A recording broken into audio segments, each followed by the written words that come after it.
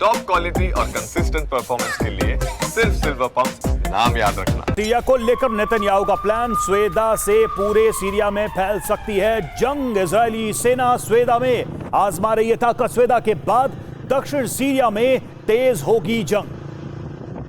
तो किस तरह से इस जंग के और बढ़ने के आसार हैं, और देखिए जो भूमिका है नेतन्याहू की इजराइल की, वो इस जंग को विस्तार देती दिखाई दे रही है।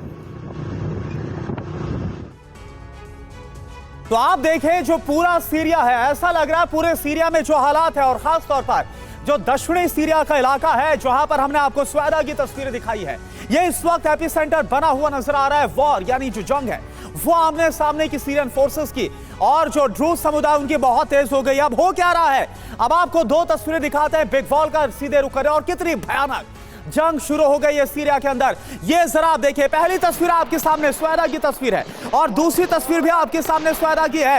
ये तस्वीर आप देखिए जरा, किस तरह से जो ड्रूज समुदाय के लड़ाके हैं उनके हाथों में हथियार है, और जो सीरियन फोर्सेस है। और ये आपको बता दें कि ये लेटेस्ट तस्वीरें जो सामने आ रही है, ताजा तस्वीरें, वो है इस वक्त आपके सामने। और यहां पर आप देखिए, ये आपके सामने तस्वीर है किस तरह से जो ड्रूज लड़ाके हैं और जो सीरियन फोर्सेस है, आमने सामने की गन फाइट हो रही है।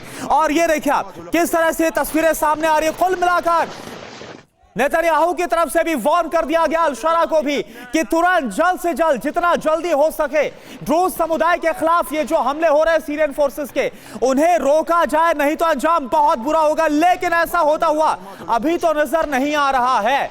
अब सीरिया का क्या होगा, क्या गाजा जैसा अंजाम होने वाला है सीरिया का, यह आपको फटाफट बता देते हैं। टुकड़े टुकड़े हो सकता है सीरिया, अलग अलग कबीलों का शासन यहां पर अब संभव है।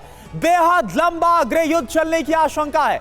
आईएस जैसे नए संगठन का उदय होना भी सीरिया में मुमकिन है। हालात बहुत भयावह होंगे अगर ऐसा होता है। इजराइल की सेना का कब्जा यहां पर हो सकता है, क्योंकि आपको पता है कि गोलान हाइट्स की बात करें तो यहां पर पहले से ही इजरायली सेना काबिज है। लेबनान की तरह यूएन सेना की जो तैनाती है वो यहां पर हो सकती है। सवाल क्या उठा है, गाजा की तरह दमिश्क में आईडीएफ ऑपरेशन चलेगा? क्या ट्रंप नेतन्याहू को गाजा जैसा हमला करने देंगे? संजय कुलकर्णी सर, जो तस्वीरें सामने आ रही, यहां से क्या हालात आप बनता हुआ देख रहे हैं? क्योंकि नेतन्याहू ने अल-शरा को धमकाया, लेकिन इसके बावजूद जो ड्रूज समुदाय उसके खिलाफ हमले रुकने का नाम नहीं ले रहे। करुणा, बहुत बहुत धन्यवाद। दो चार बातें जो सामने आती हैं, एक जो 50 साल का बाप और बेटे के बीच में जो एक मैं कहूँगा कि रूल था सीरिया के अंदर, और जिसका सपोर्ट था रूस का और ईरान के लिए, उसको हम लोगों ने देख लिया कि आसाद किस प्रकार से रूस चले गए। लेकिन उसके बाद जिस प्रकार से ट्रंप ने लगातार कोशिश की सीरिया में एक आईएस और अल-कायदा को राष्ट्रपति बनाने का मकसद एक ही था अमेरिका का, कि कम से कम सीरिया के साथ और लेबनान के साथ अगर शांति बहाल हो जाए तो कम से कम इजराइल जो है वो ठीक रह सके।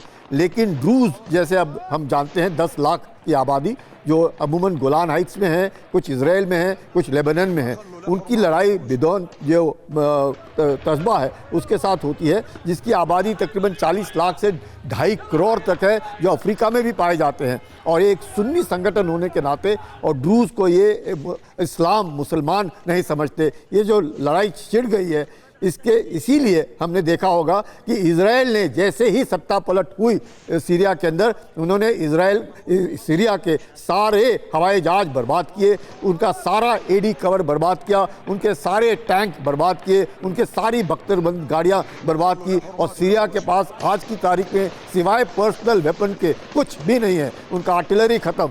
मकसद यही था। इजराइल जानती थी कि सीरिया में जब तख्ता पलट होगा और जो आएगा उसके बाद अगर ये हथियार उनके हाथ में पहुंच गए तो इजराइल का रहना बहुत कठिन हो जाएगा। इसलिए इजराइल ने उसका बंदोबस्त पहले ही किया।